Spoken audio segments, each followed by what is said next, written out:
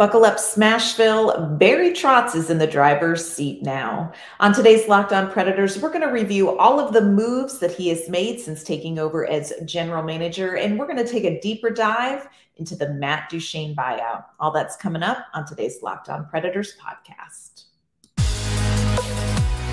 You're Locked On Predators, your daily podcast on the Nashville Predators. Part of the Locked On Podcast Network, your team every day.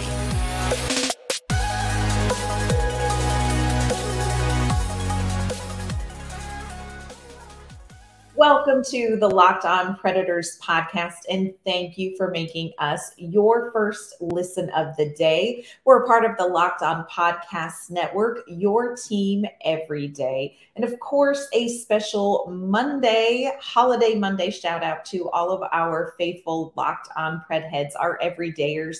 We appreciate you guys, and we thank you for sharing a little bit of your day with us. I'm Ann Kimmel. I am a writer at InsideThePreds.com, and I'm usually joined by my partner in crime, Nick Morgan, but Nick is on vacation today.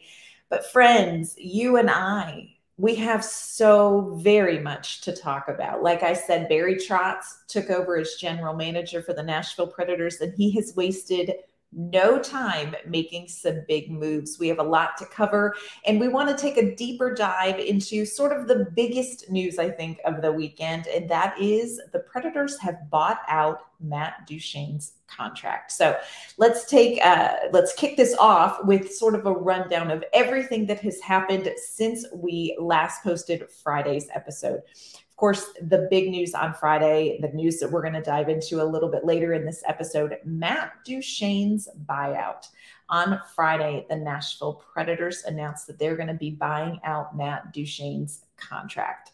So what does this mean? Well, our Locked On Pred heads know that this will, of course, change the dynamics of my marriage for sure this season.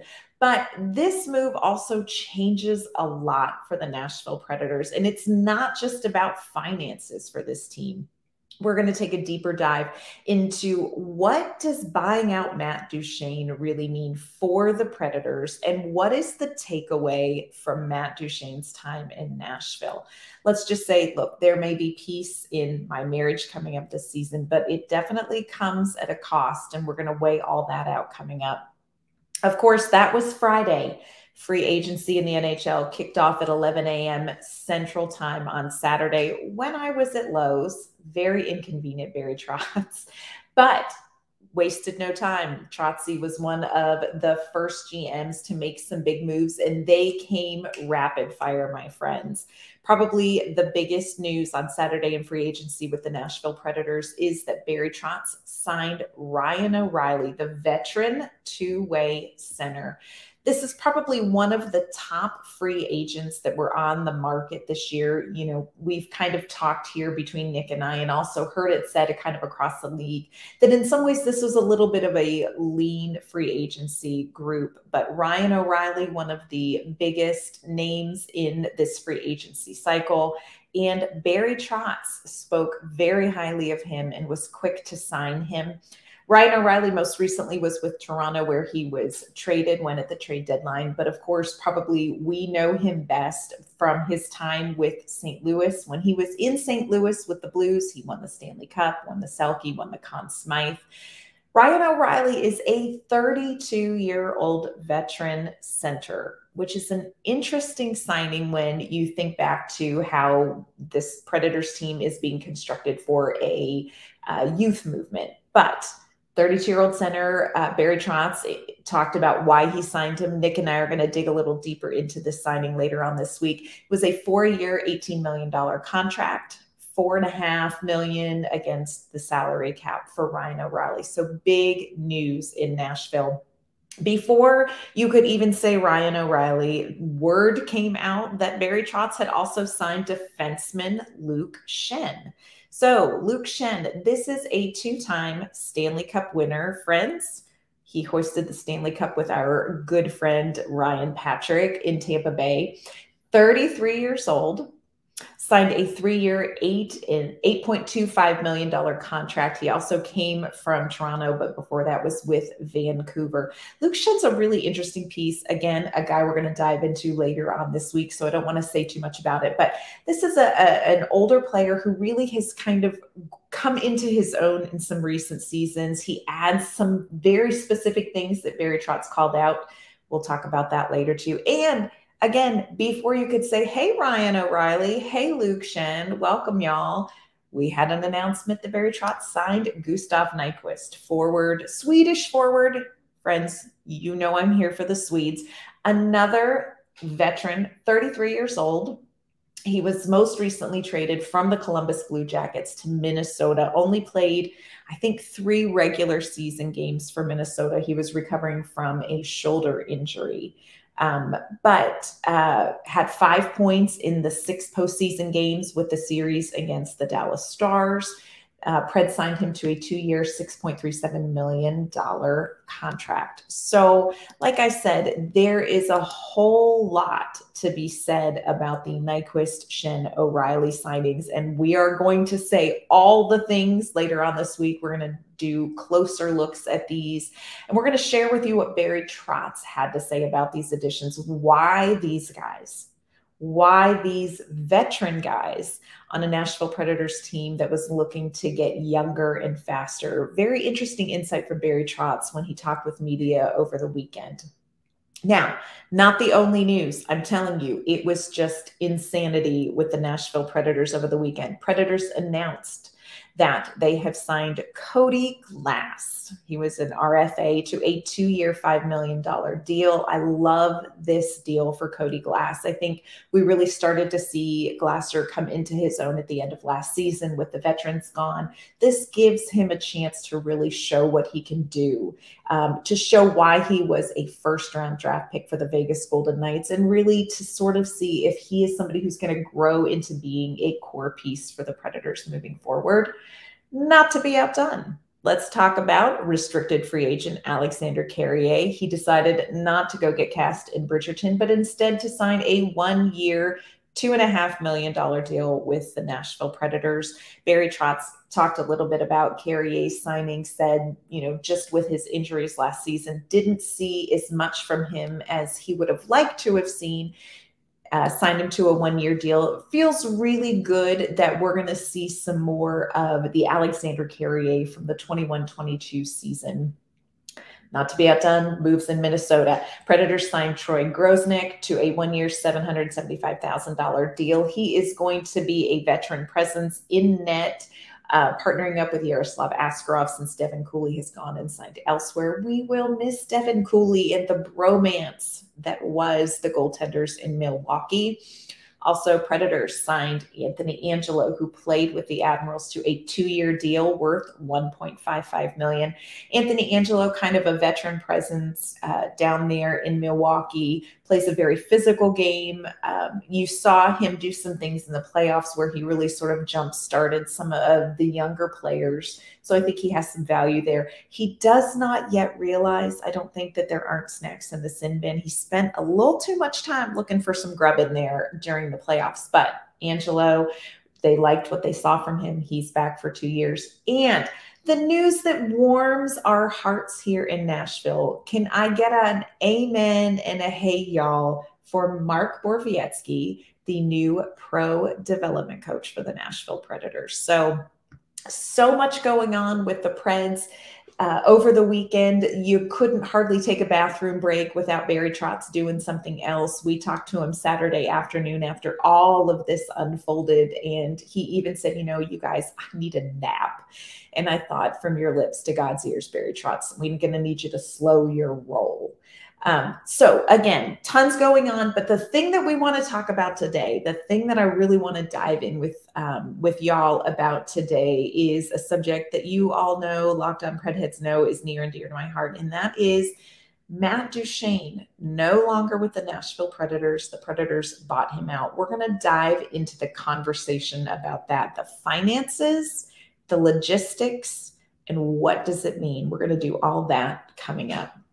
First, want to let you know that this episode is brought to you by our great friends at FanDuel.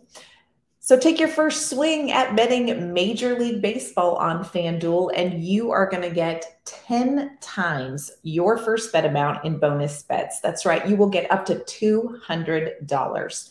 So just bet $20 and you'll land $200 in bonus bets, win or lose. That's $200 you can spend betting everything from the money line to the over-under to who you think is going to make the first home run. And all of this you can do on an app that is safe, it's secure, and it is super easy to use. Plus, when you win, you can get paid instantly. So there's no better place to bet on Major League Baseball than FanDuel, America's #1 sportsbook. So go sign up today. Visit FanDuel.com/lockedon to get up to $200 in bonus bets. Again, that is FanDuel.com/lockedon. FanDuel is the official partner of Major League Baseball. All right, so let's just dive in. Let's rip the Band-Aid off and let's have a frank discussion about Matt Duchene. So on Friday, Matt Duchene was placed on unconditional waivers with the purpose of a buyout. Matt Duchene was due $20 million in actual salary over the next 3 years. It was an $8 million AAV over the next 3 years. Very interesting point that Nick made on Twitter on Friday, shortly after this news broke. Matt Duchene's contract was structured in such a way that a no move clause, I believe it was no move clause, was about to kick in within the next day or so. So this move was made right before Duchene's no move clause kicked in. And look, from everything that Matt Duchene has said, he would have taken advantage of that clause. Duchene was very happy here at the end of the season press conference when we got a chance to talk to all of the players. One of the things that I thought was really interesting that Matt Duchene said was, I love it here in Nashville. I want to play for this organization. I want to be in Nashville. And I thought that it was interesting for him to make that statement. You know, this is somebody that still had 3 years remaining on a contract. This is somebody that had been credited with being a veteran presence in a young locker room before his injury. And so I thought it was an interesting point that he was making to say, hey, I want to stay here in Nashville. It kind of felt like it was one of those, well, doesn't that go without saying? But apparently it does not, my friends, go without saying. So let's talk about what the buyout looks like. So let's talk about the finances and the logistics of this. So again, Duchene had 3 years remaining on his contract. So what that means is that the buyout is spread out over 6 years. So according to Cap Friendly, this is how Duchene's buyout breaks down for the Nashville Predators. Next season, the Predators will pay $2.56 million. 24-25, that's going to go up to $5.56 million. 25-26, we're going to peak at $6.56 million. And then from 2026 through 2029 seasons, it's going to be $1.56 million. That's going to be your 6-season breakdown to buy out Matt Duchene. So this is going to cost them a little over $19 million over 6 years. Interesting, because it was only going to cost the Nashville Predators $24 million over the next 3 years AAV. So this move doesn't seem to be purely financial. You know, this buyout adds dead cap. You know, the Predators are going to be carrying about $8.8 million in dead cap next season. They're going to be paying Kyle Turris not to play here. They're going to play Mattias Ekholm, God love our Swede. They're going to be paying Ryan Johansson, and now they're going to be paying Matt Duchene. Those 4 guys are going to be paid not to play here. So it's an interesting financial move. It's not like it frees up a ton of space for the Predators. It does give a little wiggle room, but I think that this move probably was more than finances for Barry Trotz.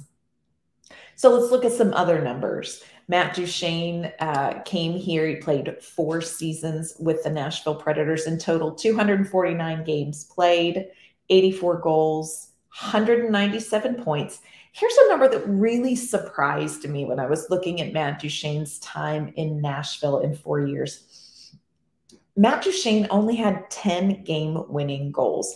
And 10 game-winning goals is a big deal. Like, it's 10 more games than they would have won without him.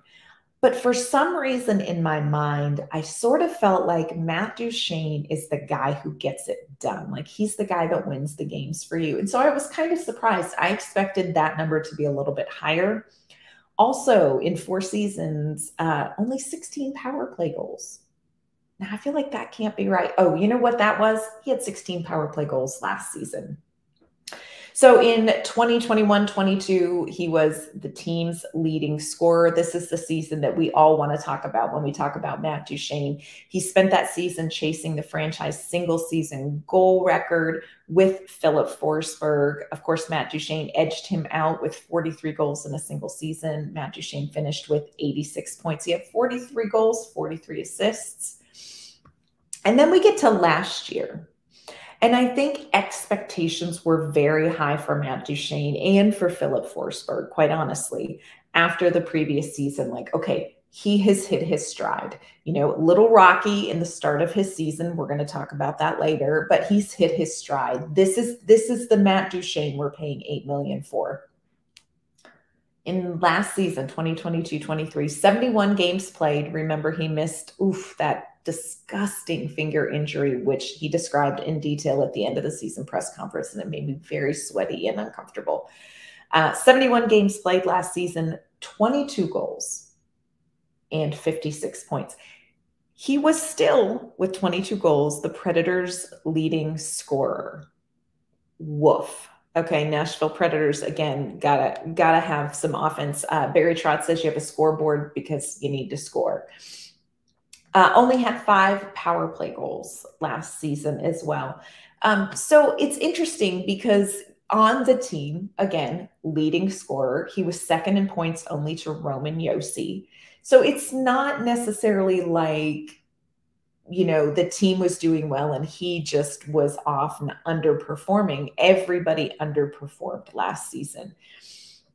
So it does beg the question. You know, you look at these stats and you talk about the finances, and it begs the question. So if the Nashville Predators aren't saving a lot of money, why did they buy him out?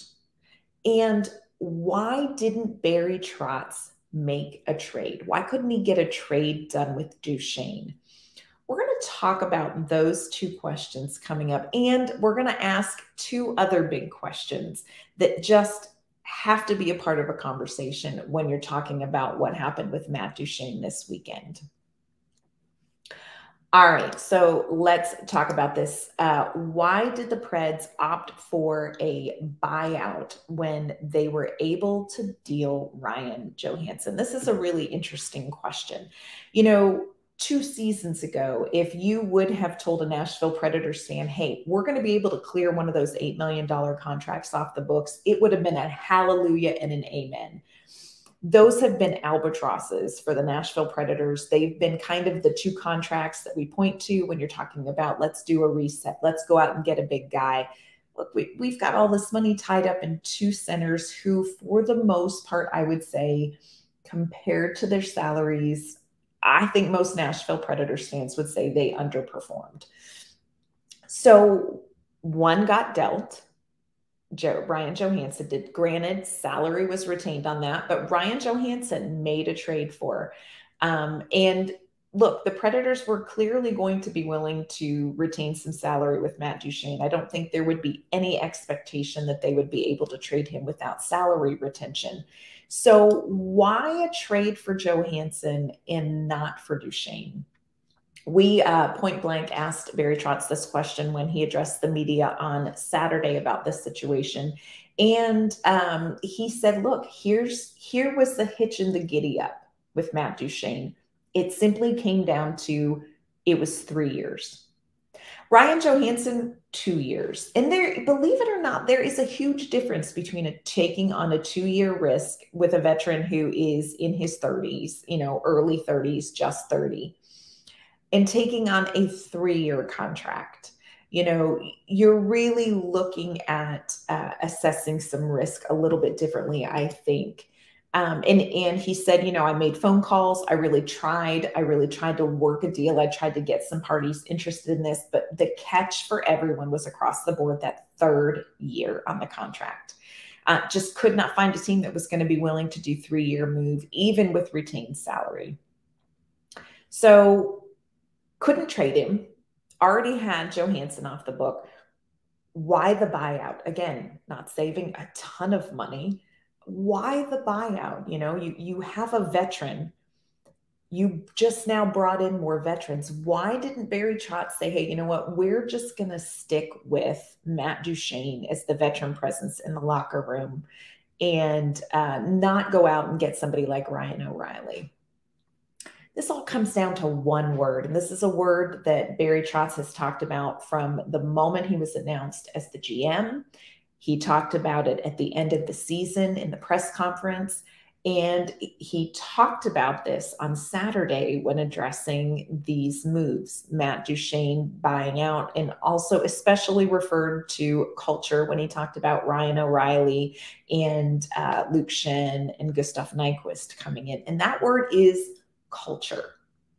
Friends, Barry Trotz is not coming in to have a locker room that is the same old Nashville Predators. And is that not something that Nashville Predators fans have really wanted to hear for a while? And it's true. We've really wanted to hear for a while, you know what we're doing isn't working. We need a change. Barry Trotz feels like that change is going to start with culture. So in his press conference, he addressed this. I want to share with you what it is that Barry Trotz said about culture. Yes, well, it's been a very busy few days, if you will, and you saw some of the major pieces that we look for. And if you remember when I first came here on the first press conference, I said a couple things I want to do. I want to change a little bit of the culture. Not that the culture was bad, but it just needed a little tweak. I was looking for serial winners. I wanted to allow a path for our young guys to develop and be surrounded by those type of people, and have those placeholders in place so that we can let that skill, speed, all the things that we've drafted mature and get to a place where we're going to have a good run at it for a long time. So that's what we tried to do. Want to hit on a couple of very specific words that Trotz talked about. He talked about the term serial winners. And I love this term. You look at Ryan O'Reilly and you look at Luke Schenn, and you are looking at even Ryan Patrick. Ryan McDonough has won back-to-back Stanley Cups. And that was something that was very important when David Poile brought McDonough in. Having somebody that's done it, having somebody that knows what it takes. Those are serial winners. And Barry Trotz wants those voices in the locker room right now. Here's what I will say. Y'all know I am a defender of Matt Duchene. I really like Matt Duchene as a player. I think he's fantastic as a person from every, experience that I've had with him. Matt Duchene is a very good hockey player. But was he a serial good player or was he a serial winner? And I think there's a difference between building your team around serial good players and serial winners. And here's what I want to say about that. So much about winning the Stanley Cup, Nick and I have talked about this, so much about winning the Stanley Cup is a little bit of wizardry. It has to do with injuries. A lot has to do with timing. When does a team peak? A lot has to do with energy. A lot has to do with being able to make adjustments through the season. so much is circumstantial that goes into winning a Stanley Cup. And not every really good player in the NHL is going to win a Stanley Cup. Now, I will faint if Connor McDavid doesn't. But Connor McDavid is an example of a really, really good hockey player. He's the best player in the league, hasn't yet won a Stanley Cup. So there's a difference between being a really good hockey player like Matt Duchene is and being somebody who has lifted the cup. Again, a lot of it's circumstance. But when you have the opportunity to have someone in your locker room that has won the cup, that has won the Conn Smythe, that has had to win a Stanley Cup, start all over again the next season, and climb back up that mountain to win back-to-back cups.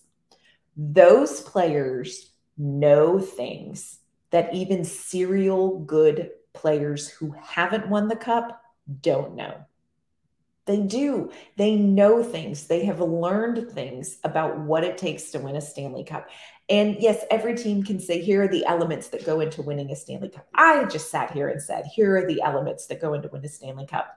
But when you do it, when you play those 82 games and when you win all those playoff series and when you finally battle in the Stanley Cup finals and you win that cup, you know things that really good players don't know. And there is a difference between being a serial cup winner or a serial winner and being a serial good player.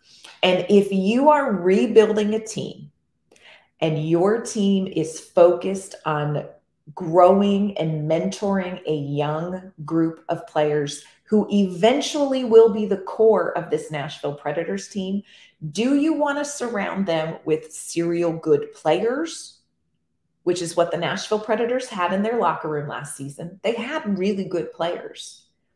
Or do you want to surround those young people with serial winners who know some things about what it takes to win the Stanley Cup?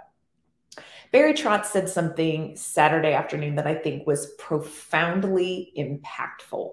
And I don't think that he necessarily meant this as any sort of a backhanded statement or a value statement about anybody, Matt Duchene, Ryan Johansson, any of these players that aren't here anymore. But here's what he said. He said, I don't want players to come to Nashville to retire. I want players to come to Nashville to win. Ryan O'Reilly, Luke Schenn, those boys want to win. And again, not saying that Matt Duchene doesn't want to win the cup. You don't play in the NHL. You don't do what these players do because you don't want to win the cup. But Ryan O'Reilly, Luke Schenn, they know what it takes to do it, and they want to do it again. Every player wants to win, but these guys that Barry Trotz just signed, they know the way. And Matt Duchene is a profoundly talented NHL player, but is he the voice that you want teaching these young players? Or if you bring in cup winners, are they going to give these young players something that maybe a serial good locker room might not give them? I try to liken it to, if you're going to climb Mount Everest, do you want to climb Mount Everest with a guide who really, really wants to get there and who reads about it and who, practices and gets themselves in really great physical shape to do it? Or do you want to climb Mount Everest with somebody who has read about it, who has practiced, who has gotten themselves in really good shape, and who has gotten there, who has seen the top of Mount Everest? Which guide do you want leading you? You want the guy that's been there. And I think this whole decision, bringing in Ryan O'Reilly, bringing in Luke Schenn, Ryan Johansson being traded, Matt Duchene being bought out, I think more than anything, those moves are not about Johansson and Duchene. I think those moves are about the youth. I think it's about the Luke Evangelistas and the Juuso Parsonens and the Joakim Kemals and the Cody Glasses. I think these moves are about the youth. I don't think it's necessarily a statement about Matt Duchene. I think there are people who are going to infer some things, but I don't think that it's necessarily about Duchene and Johansson. I think it's about the youth. So did Matt Duchene even get a fair chance in Nashville? You know what? This is an argument that, I have made before. And I wonder this. I think this is a fair question to ask. He came in Peter Laviolette's last season.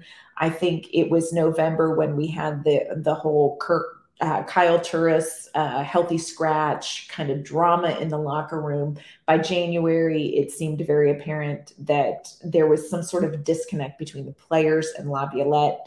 When David Poile made the change in the middle of the season, I think shocked everybody, brought in John Hynes. It was very clear that there was something going on. David Poile said, I would fire the players. It's not the coach, but you can't fire an entire roster. So we're going to make a coaching change. Brought in John Hynes, and within a few months, COVID hit. And then you had, the season stalled. And then you had kind of that bubble playoff situation where the Predators didn't make the play-in round against Arizona. And then you had the COVID shortened season. Then finally you get back to some regular seasons, 21, 22. And then you have this franchise record setting year for Matt Duchene. And you think, okay, we're over it. We've been through the coaching change. We've been through COVID. We're back on track. And then we have last year, 22 goals, 56 points, not where expectations were. Part of it, I think, did Matt Duchene really have a line mate that set him up for success? Philip Forsberg and Matt Duchene played well together. I think they fed off of each other in 21, 22 when they were chasing that record. But Nick and I have talked about this. Are you a guy who wants somebody to come in and make you a better player? Or are you the veteran making players better? And you have to wonder about that. I do feel for Matt Duchene. He did mention, he spoke briefly, I believe it was to Sportsnet. Don't quote me on that, but I think it was to Sportsnet. And he used the word heartbroken to describe how he felt about this decision, and I do hate that. This is brutal. Y'all, this kind of stuff is really tough. And I know it's the gig, and I know he gets paid millions of dollars, but this is a tough thing. It's tough for his family. He's got a young family. They've been situated here in Nashville. He loves Nashville. Matt Duchene, I imagine, will one day retire in Nashville. Not yet, friends. He did just sign a 1-year, $3 million deal with the Dallas Stars. So I feel gross about that on a number of levels. Makes you wonder is he going to go all Ellie Tolvanen on the Nashville Predators when they face off December 23rd, when we host the Dallas Stars here at home at Bridgestone? Y'all, I just don't know. I don't know what's going to happen with Matt Duchene's season in Dallas. It will be interesting to see. It was an interesting weekend, y'all. Matt Duchene's buyout, I think, caught a lot of people off guard. And again, we talked about Barry Trotz signing these free agents. So want to let you know, later this week, Nick and I are going to take a much closer look at Ryan O'Reilly, Luke Schenn, Gustav Nyquist, these signings, what they mean, why Barry Trotz wanted those guys, what we think they're going to bring, how we see them fitting into the lineup. And we're also going to take some time and break down what we want to see from Cody Glass and Alexandre Carrier in these next couple of seasons that we have them here. So there is so much coming up this week on the Locked On Predators podcast. And again, who even knows what Barry Trotz is going to do next? So it could be anything. Friends, buckle up. Barry Trotz is driving the bus now. So lots to look forward to this week. We will be off tomorrow. Happy July 4th to our American listeners. We hope you all have a safe and happy 4th of July. Nick and I will be back on Wednesday tackling all of the news for the Nashville Predators. Between now and then, you can check out my work at InsideThePreds.com. You can find me on Twitter at AnnK_Mama on Ice. And you can check out the show on Twitter at LO_Predators. Of course, you can listen to the podcast anywhere that you find your favorite podcasts. And we are, of course, on YouTube. If you're there, give it a like and subscribe. That way you're going to know every time we have new content coming out. So thank you again for making Locked On Predators your first listen of the day, everyone. We hope that you have a great Monday. We will be off tomorrow, but we will be back Wednesday, and we'll be talking all things free agents. So take care, and we'll talk with you soon.